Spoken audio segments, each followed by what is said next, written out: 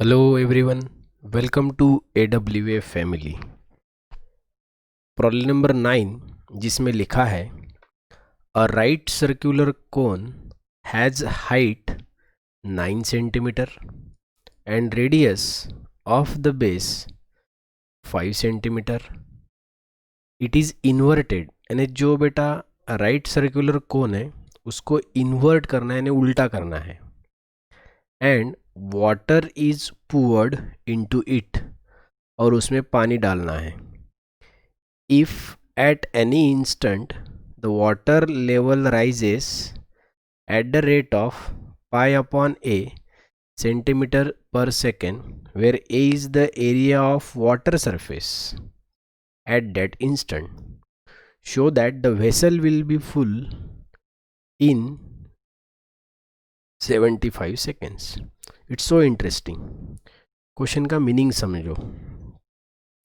एक right circular cone है बोलते बेटा, और जो राइट सर्कुलर कोन है उसका जो हाइट है वो 9 सेंटीमीटर है और जो बेस है उसका रेडियस 5 सेंटीमीटर है. लेकिन उस कोन को उल्टा करना है क्योंकि उसमें पानी डालते जाना है. और जैसे से पानी डालते जाओगे विथ रिस्पेक्ट टू टाइम उसका जो वाटर लेवल बढ़ने का जो रेट है वो पाई बाय ए है. और जो ए नीचे लिखा हुआ है that is area of water surface, उस वाटर सरफेस का एरिया.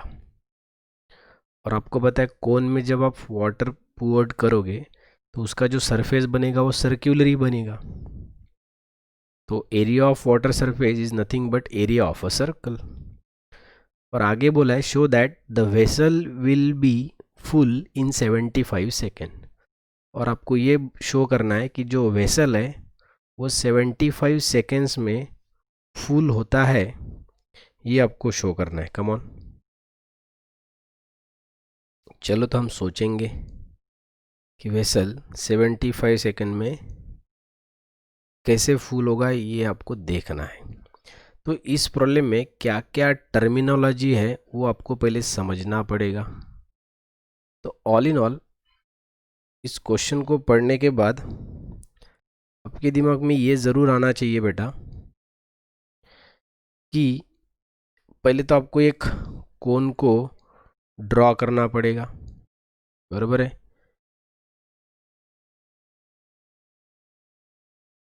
चलो तो फिर सोचो कैसे होगा.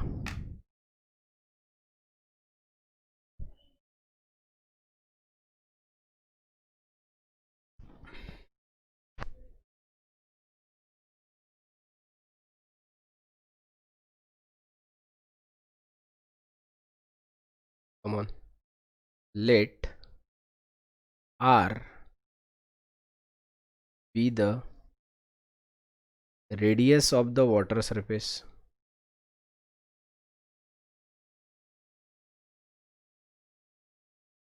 Radius of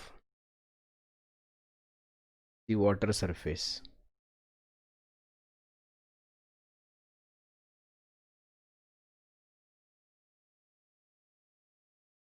And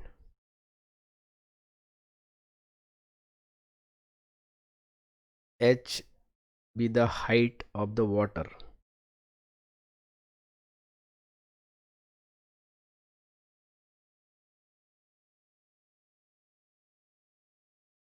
Height of water at time t.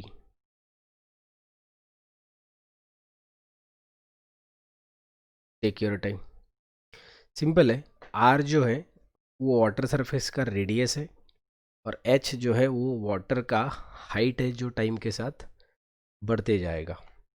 और बाद में लिखोगे आप therefore area of water surface. ये कितना बनेगा बेटा वाटर सरफेस का एरिया. आई टोल्ड यू कि वाटर सरफेस का जो एरिया है it is similar to area of a circle because वो सर्क्यूलर ही रहेगा. तो पाई आर स्क्वेयर हो जाएगा. Come on, square centimetre. अब बेटा आगे सोचो. Since height of the right circular cone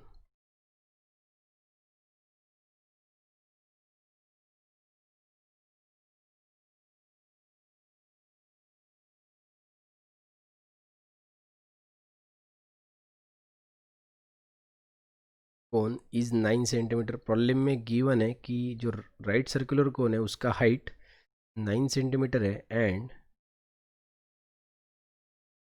radius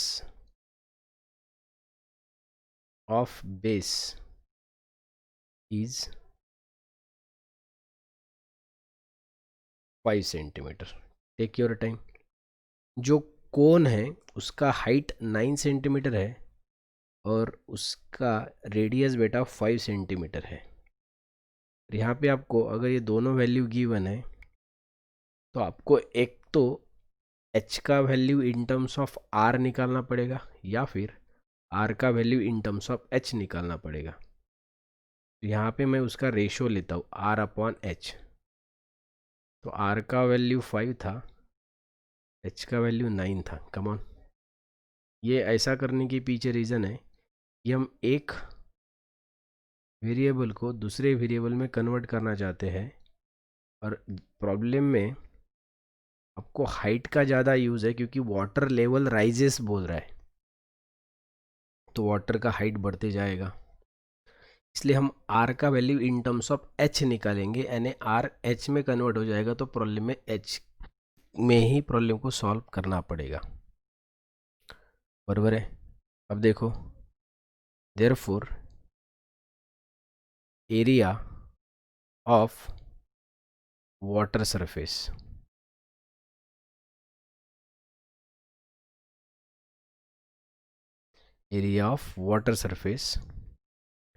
that is A is equal to pi r square होता ना, तो r स्क्वेयर के जगह 5/9h का होल स्क्वेयर। कम ऑन, तो ना वाटर सरफेस का एरिया पाई r स्क्वेयर था तो r के जगह मैंने 5/9h रख दिया है। देयरफॉर a का वैल्यू क्या मिलेगा सोचो। तो यहाँ से बेटा a का वैल्यू आपको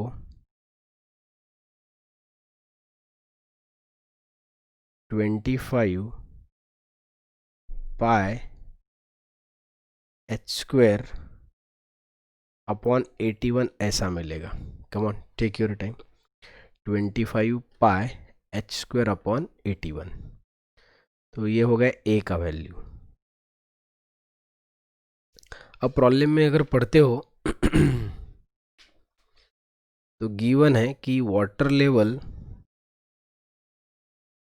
rises at the rate of, problem में बोला है वाटर, पढ़ना क्वेश्चन में देखो, क्वेश्चन में है water level rises at the rate of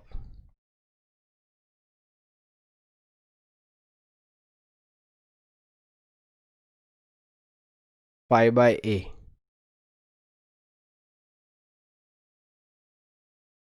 centimetre पर सेकेंड। कम ऑन, वाटर का जो लेवल है वो बढ़ते जा रहा है और वो इस रेट के साथ बढ़ते जा रहा है। अब आप बताओ, वाटर का लेवल बढ़ते जाना इसका मतलब उसका हाइट बढ़ते जाना, और उसका अगर रेट है तो डेफिनेटली आप लोगों को यहाँ पे dh/dt ऐसा लेना पड़ेगा, वाटर का जो लेवल है वो, और उसका वैल्यू आएगा पाई/a। कम ऑन, तो dh/dt इज इक्वल टू पाई/a, इस प्रकार से होगा।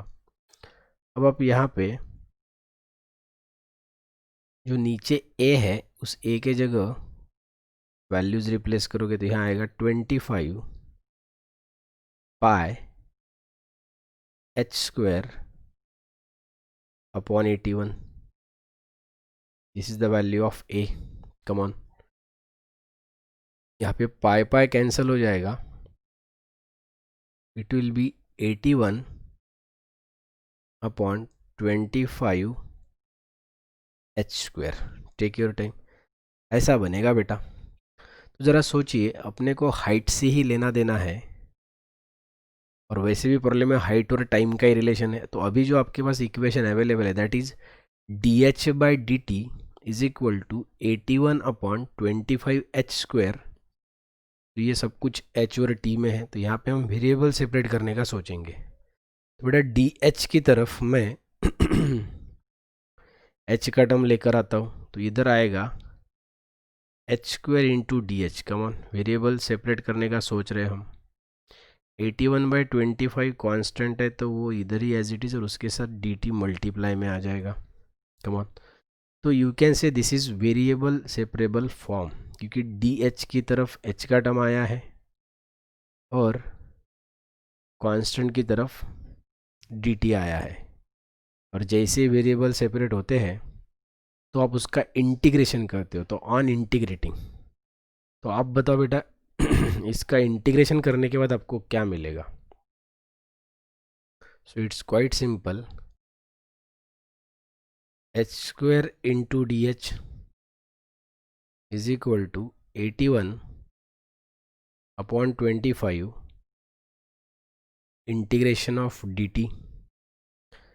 करो बेटा इसका, तो एच स्क्वायर का इंटीग्रेशन एच क्यूब बाय 3 आएगा,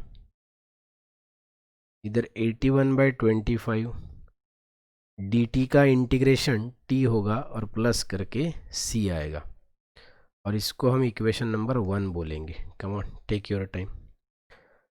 अब आपको पता है इस प्रॉब्लम में इनिशियली कुछ मेंशन नहीं है, but as a science student आप खुद भी प्रिडिक्ट कर सकते हो कि इनिशियली तो वाटर रहेगा ही नहीं, ज़ीरो रहेगा वाटर का लेवल, और टाइम भी ज़ीरो रहेगा। इसलिए बेटा आप यहाँ पे इनिशियली कंडीशन खुद ले सकते हो। तो आप लिखोगे initially h is also zero and t is also zero. Come on, तो इसको उठाकर इक्वेशन 1 में रखो। देयरफॉर यहाँ पे भी ज़ीरो आएगा, यहाँ पे भी ज़ीरो आएगा और प्लस करके c आएगा।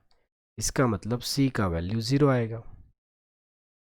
c का वैल्यू ज़ीरो इस इक्वेशन 1 में रखोगे, तो देयरफॉर इक्वेशन 1 बिकम्स, तो इक्वेशन 1 कैसे हो जाएगा बेटा पता है? तो इधर h³ upon 3 is equal to 81/25 into T ऐसा बनेगा। अब आप देख सकते हो कि इस प्रॉब्लम में सिर्फ दो ही अननोन है, जो सी अननोन था वो इनिशियल कंडीशन से आपको मिल गया है। अब प्रॉब्लम में सिर्फ एच और टी की कहानी है, और आपको ये शो करना था कि वाटर वेसल जो है वो 75 सेकंड में फुल हो जाता है, ये आपको शो करना है।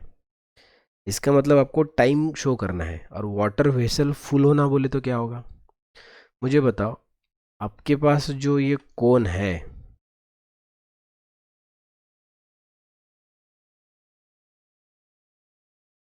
वो फुल होना, इसका मीनिंग क्या है कि ये जो हाइट है ये 9 सेंटीमीटर है उसका। तो जब वाटर लेवल का हाइट 9 सेंटीमीटर होगा तो ही तो ये वेसल फुल हो जाएगा ना। कम ऑन, इसका मीनिंग ये है when the vessel will be full,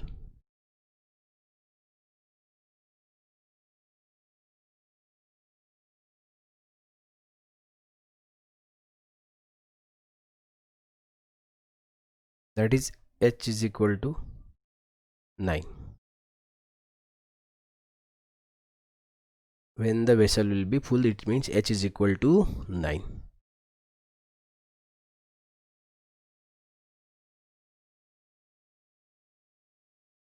h is equal to 9, 9 का cube upon 3 is equal to 81/25 into t। t is equal to 9 का क्यूब बोले तो 81 इंटू 9 इंटू 25, क्योंकि 9 का क्यूब बोले तो 9 का स्क्वायर इंटू 9, नीचे का 25 उधर मल्टीप्लाई, इधर आएगा 3 इंटू 81। कम ऑन, तो यहाँ 81 कैंसिल हो जाएगा, 3 3 सा 9, तो यहाँ पे t इज इक्वल टू बेटा 3 इंटू 25 आ जाएगा, और 3 इंटू 25 का मीनिंग है 75। Come on. तो आपका जो टारगेट था कि वेसल जो फुल होगा वो 75 सेकेंड में फुल होगा, ये आपको शो करना है, तो यही तो आपने निकाला है। तो यहाँ लिखोगे hence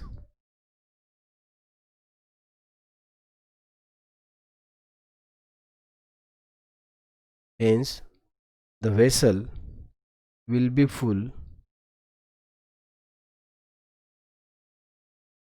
when the vessel will be full, hence the vessel will be full in 75 seconds. come on, देख लो बेटा, ये बहुत छोटा सिंपल क्वेश्चन है। जब आपने पहली बार देखा थोड़ा टाइम लगेगा। तो ये सरफेस एरिया का प्रॉब्लम था। और आपको पता है एप्लीकेशन ऑफ डिफरेंशियल इक्वेशन में 4 अलग अलग टॉपिक है। उसमें एक population growth, growth of bacteria, दूसरा न्यूटन्स लॉ ऑफ कूलिंग, तीसरा रेडियो एक्टिव डीके, चौथा सरफेस एरिया। स्टार्टिंग में मैंने आपको इसका एक सरफेस एरिया का प्रॉब्लम पढ़ाया था और एक सॉल्व एग्जाम्पल था वो भी पढ़ाया था। तो all in all surface area के भी बेटा 3 क्वेश्चंस मैंने आपको पढ़ाए। तो ऐसा ही तरीका होता है, चाहे एग्ज़ाम स्टेट बोर्ड का हो, जेडब्ल्यू का हो, सीईटी का हो, या एनडीए या नाटा का हो। कम ऑन, ये क्वेश्चन को इसी प्रकार से सॉल्व किया जाता है।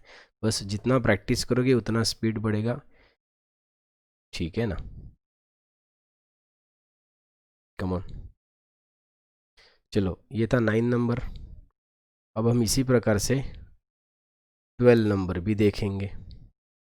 और 12 नंबर क्या है? Last question on this unit.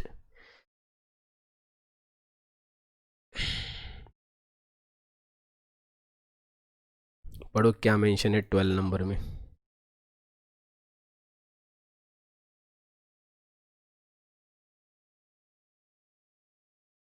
Radium decomposes at the rate proportional to the amount present at any time if p% of amount disappears in 1 year.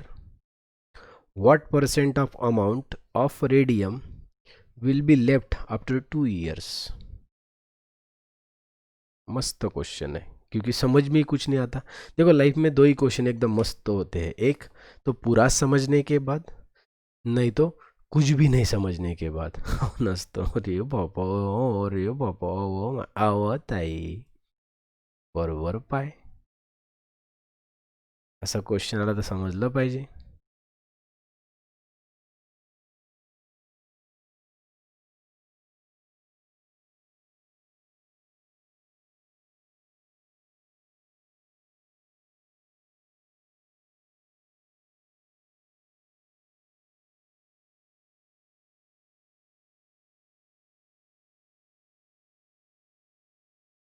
चलो सोचो बेटा, कैसे शुरू करोगे इस क्वेश्चन को।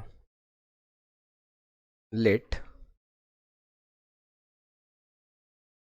x with the amount of radium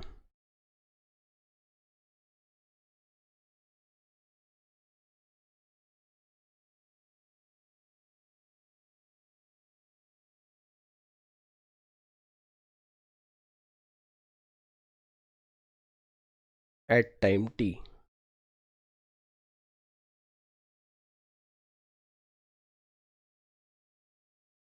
then the rate of decomposition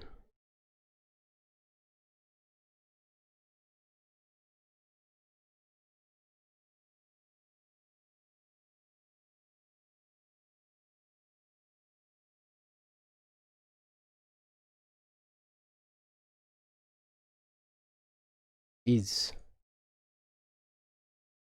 dx upon dt, which is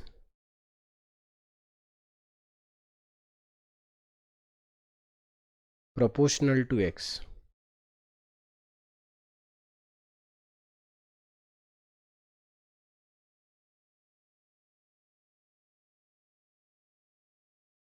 come on, बोलो बेटा फिर क्या होगा। ये आएगा dx upon dt proportional to x. come on, dx upon dt proportional to x. और यहाँ से आप प्रोपोर्शनलिटी का कांस्टेंट अगर निकाल देते हो या फिर प्रोपोर्शनलिटी का साइन अगर निकाल देते हो तो आपको पता है ऐसे बनेगा dx अपॉन dt। और डीकम्पोजिशन का प्रॉब्लम है तो डेफिनेटली के सामने नेगेटिव आएगा because it goes on disintegrate. तो here negative sign indicates that, ते तुम्ही देखो जितना अच्छे से आप इसको प्रेजेंट करोगे उतना मार्क्स देने में सिंपल होगा। तो ये बेसिक चीज़ होती है कि अगर एक प्रॉब्लम मैंने बताया था कि ऐसा लिखना है तो आपका काम है कि बाकी प्रॉब्लम में आप ऐसा लिखोगे। तो negative indicates that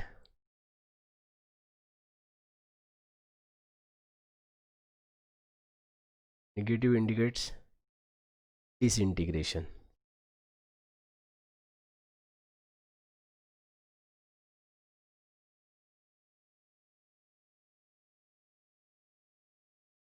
come on where k is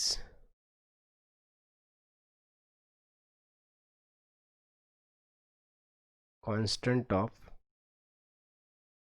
proportionality। come on अब बोलो बेटा आगे। यहाँ पे dx की तरफ x का term is equal to minus K की तरफ dt। तो ये वेरिएबल सेपरेट हो गए। एक बार वेरिएबल सेपरेट हो गए तो उसके बाद आप ऑन इंटीग्रेटिंग करते हो। कम ऑन करो बेटा इसका इंटीग्रेशन। तो यहाँ आएगा 1/x into D X is equal to minus K integration of D T.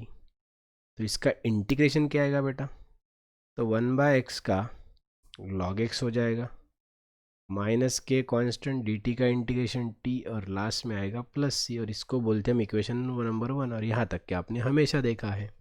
Come on.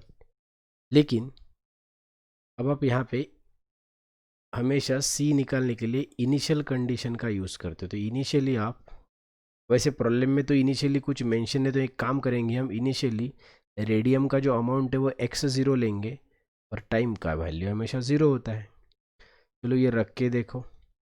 इस प्रॉब्लम में इनिशियली अमाउंट कितना है वो गिवन नहीं है तो आप हमेशा x0 लेते हो। इसलिए मैं इक्वेशन 1 में x के जगह x0, t के जगह 0 तो ये टर्म पूरा 0 प्लस सी। इसका मतलब c का वैल्यू आपको log ऑफ x0 मिला है। कमॉन अभी c के वैल्यू को उठाकर बेटा आप इक्वेशन 1 में रखोगे तो इक्वेशन 1 कैसे होगा, log x is equal to minus K T plus C के जगह log x0 आएगा। इस log x0 को लेफ्ट हैंड साइड में ट्रांसफ़र करोगे तो 2 log के बीच में माइनस, तो जब 2 log के बीच में माइनस हो तो दोनों का हो जाएगा डिवीजन।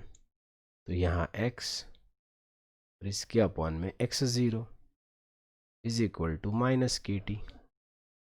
कमॉन और इसको आप इक्वेशन 2 बोलते हो। आपको पता है जनरली हम इनिशियल कंडीशन से x का c का वैल्यू निकालते हैं और गिवन कंडीशन से k का वैल्यू निकालते हैं। तो अब आपके प्रॉब्लम में गिवन क्या कंडीशन है वो देखना पड़ेगा। तो आप जब प्रॉब्लम को पढ़ोगे, प्रॉब्लम में ऐसा बोला है इन 1 ईयर यानी 1 साल के बाद जो रेडियम का अमाउंट है वो p% डिसअपियर हुआ है। कमॉन अब आप ही सोचो, रेडियम का अमाउंट p% डिसअपियर होना, इसका मीनिंग है x0 minus p% of x0।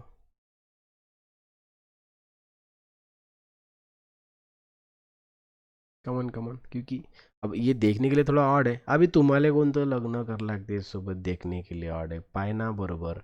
येनं काय म्हटलं आहे की बाबा p% ऑफ अमाउंट जो है तो डिकम्पोज झाला म्हणजे कमी झाला है, इसलिए ये ऐसे आएगा ना बाबा कि जितना ओरिजिनल है उसमें से ये चला जाएगा p%, तो बचेगा कितना वो आप समझ सकते हो।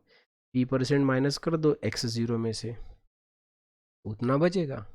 Come on, have a look. चलो इसको उठाकर आपको इक्वेशन 2 में रखना है। तो इक्वेशन 2 कैसे होगा सोचो। तो लॉग ऑफ x के जगह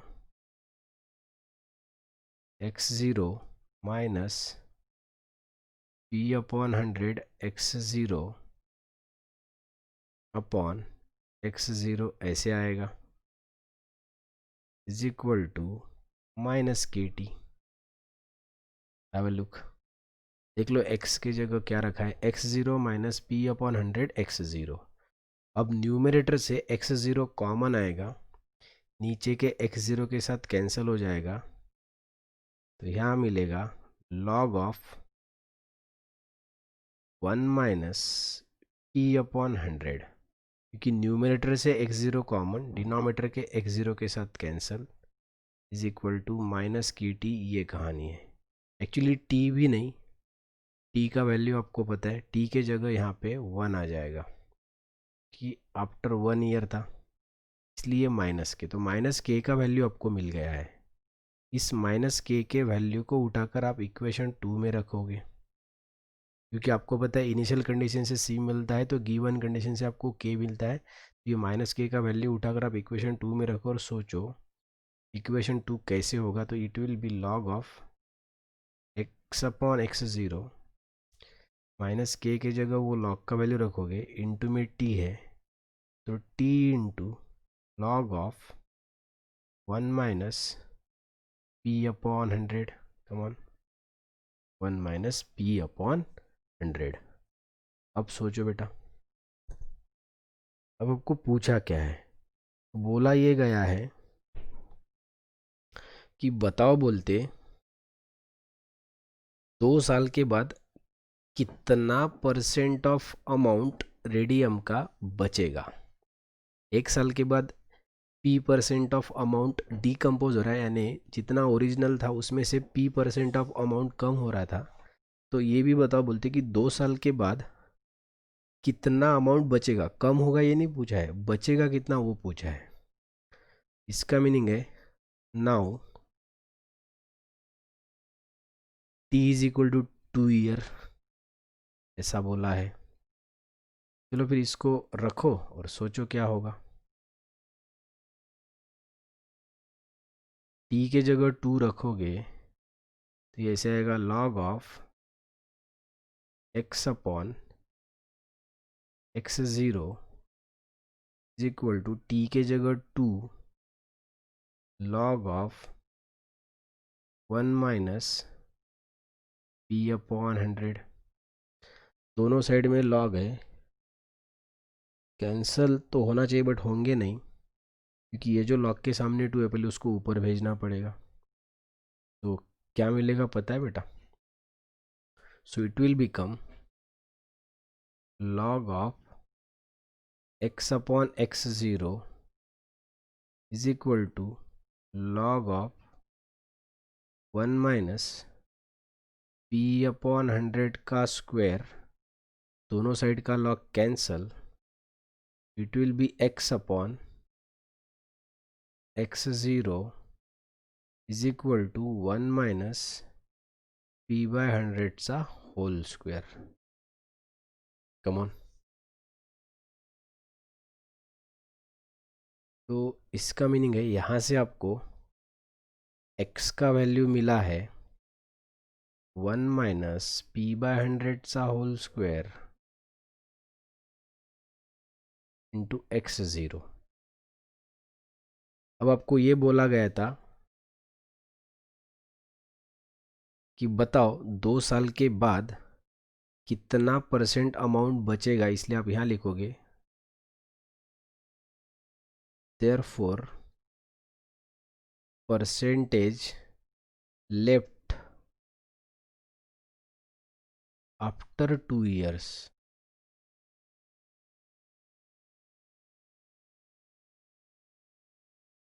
तो वो कितना आएगा पता है, 100 इंटू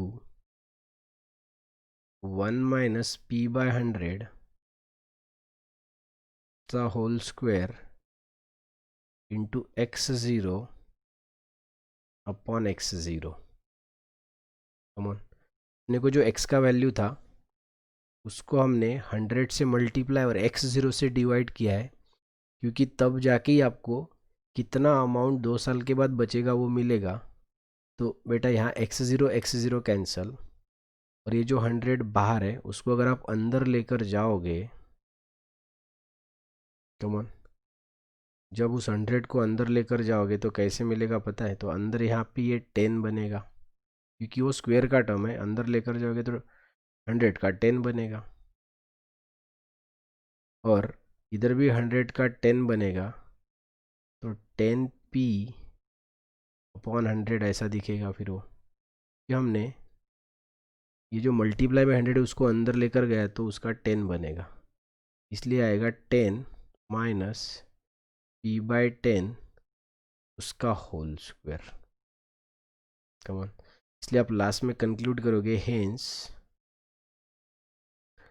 10 माइनस p बाय 10 चा whole square percent of the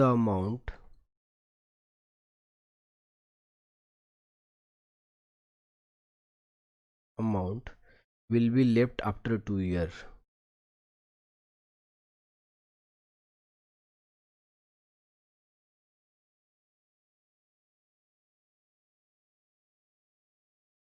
come on, so this was एकदम मस्त क्वेश्चन। यहाँ पे हमारा अप्लीकेशन ऑफ डिफरेंशियल इक्वेशन भी कंप्लीट हुआ, और ये डिफरेंशियल इक्वेशन नाम का पूरा यूनिट नंबर जो 6 था मैथमेटिक्स 2 का वो भी पूरा कंप्लीट हो गया बेटा। अभी मैं आपको नेक्स्ट क्लास में इसी लेसन के ऊपर के कुछ MCQs पढ़ाऊँगा, तो उससे भी आपका फ़ायदा होगा। लेकिन आपको मैंने बताया था अगर गए 30 क्लास से, 1-2 नहीं मित्रांनो, टोटल 30 क्लास झाल्या पाहून घ्या। अगर पूरे 30 क्लास से अगर मैं मेहनत से हर एक टॉपिक को पूरे ताकत से इस लेसन को पढ़ा रहा हूँ, तो आपका काम है कि मिसलेनियस में से भी आप सारे प्रॉब्लम खुद करके देखोगे, उसके आंसर्स आपके टेक्स्ट बुक में ही आखिरी में लिखे क्रॉस चेक करोगे, वो आपको अच्छे से करना ही है। जो स्टूडेंट ईमानदारी से करेगा वही चमकेगा और उसका एक फ़ायदा होगा। तो this is all about today.